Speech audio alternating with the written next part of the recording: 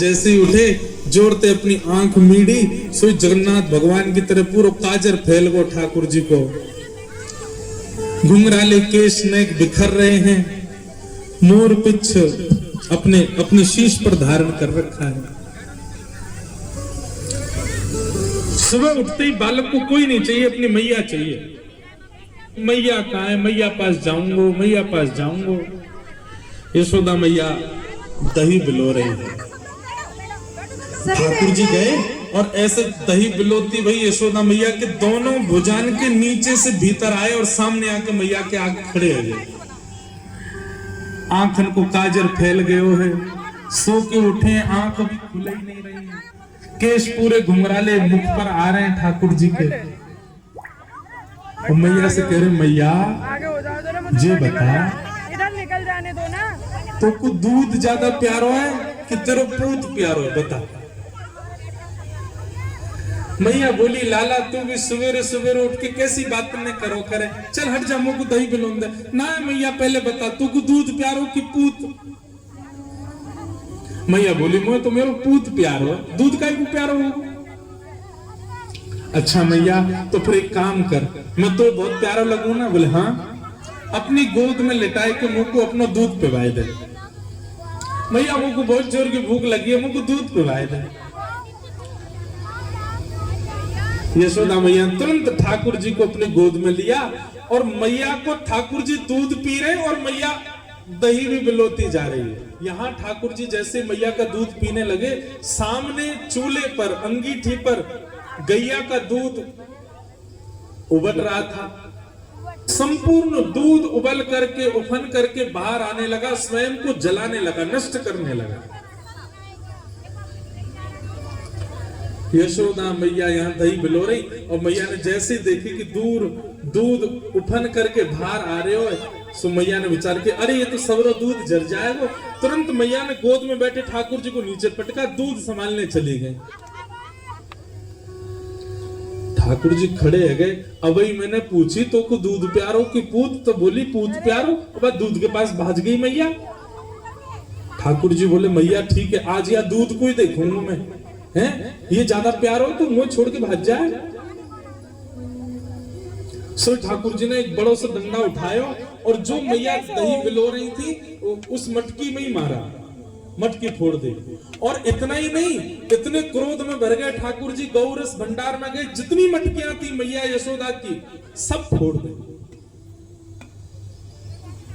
यशोदा मैया ने दूध संभाला और संभाल करके पीछे मुड़ करके देखा तो मां दही की हंडी फूटी पड़ी है और सबरे मटका फूट रहे हैं और लाला उछल उछल करके सबरे मटका को फोड़ते जा रहा। यशोदा मैया बोली, लाला बिगड़ गए,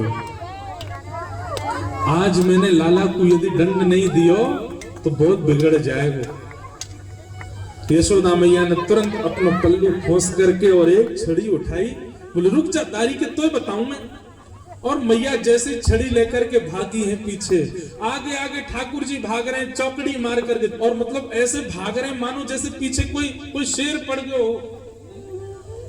अब यशोदा मैया तो बेचारी 80 बरस की, फिर भी पीछे दौड़ रही है और ठाकुर जी चौकड़ी मार के यहाँ थे वहां कूदते कादते भय दौड़ रहे हैं। पीछे हो जा। थोड़ी दूर पहुंचे होंगे कि यशोदा मैया तो थक गई और बीच रास्ता में बैठ गई, जोर जोर से सांस लेने लगी, अपने पसीना पहुंचने लगी। इतने में ठाकुर जी ने पीछे मुड़ के देखी और पीछे मुड़ करके देखी यशोदा मैया बैठ गई, एक वृक्ष की आड़ में चले गए और वहीं से कह रहे, मैया कहां भयो, तू भाग क्यों ना रही मेरे पीछे? यशोदा मैया बोली, लाला मैं थक गई हूं ना, अब बूढ़ो बड़ो शरीर है, तू इतना दौड़ावे मुंह को, अब मैं हार गई हूं। ठाकुर जी बोले, मैया, ठाकुर जी को चिंता हो रही है मैया की, मैया तेरी हार कैसे दूर होएगी? यशोदा मैया बोली, अच्छा सीधे कितने ठाकुर जी?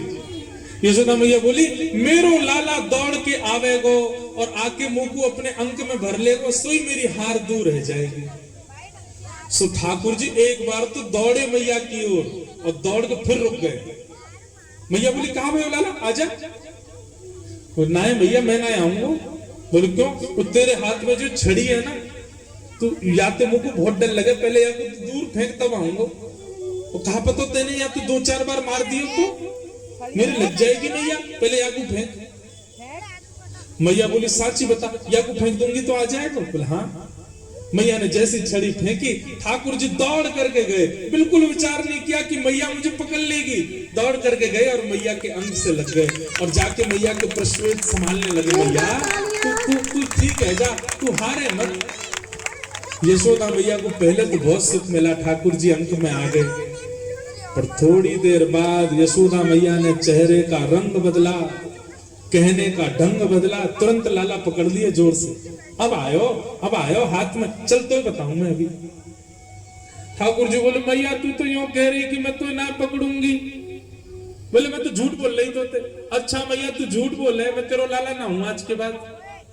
पूरे गोकुल में हल्ला कर दूंगा, मैं तो नंद बाबा को लाला हूं, यशोदा को लाला ना हूं। यशोदा झूठ बोले, हाँ बोल दियो जाए करके। अब तो उखलते मानूंगी, और आज ना तो रोटी मिलेगी ना मक्खन मिलेगा। खड़ो रहे पूरे दिन, ऊधम मचावे। यशोदा मैया के अंक में भर गए। मैया तो पकड़ के ले गई और लाला को जाकर के ऊखल से बांधन लगी। जैसे ही रस्सी ला करके मैया ने ऊखल से लाला के पेट में बांधनी चाहिए, सोई रस्सी छोटी पड़ गई। मैया बोली रस्सी छोटी कैसे पड़ गई? मैया गई और बड़ी रस्सी लेकर के आई। बोले हाँ अब याद बंध जाएगा। मैया ने जैसे ऊखल में लेकर के और जैसे ठाकुर जी को, ये छोटी पड़ गई। क्यों? तो कहते हैं दाम का मतलब होता है रस्सी और उदर का मतलब होता है पेट। ठाकुर जी सारी रस्सी को अपने पेट में भरते जा रहे हैं, इसीलिए उनका नाम पड़ गया दामोदर। यशोदा मैया ने सबरी गौशाला की रस्सी इकट्ठी करके एक ते एक बांध दी। अब तो बंधेगो, लेकिन अब की भी जब बांधा तो रस्सी फिर छोटी पड़ गई। यशोदा मैया एक क्षण आश्चर्यचकित होकर के ठाकुर जी की ओर देखने लगी। इतनी बड़ी रस्सी लेके आई, ये छोटी कैसे पड़ गई? और यशोदा मैया के चित्त में अचानक भाव उत्पन्न होने लगा।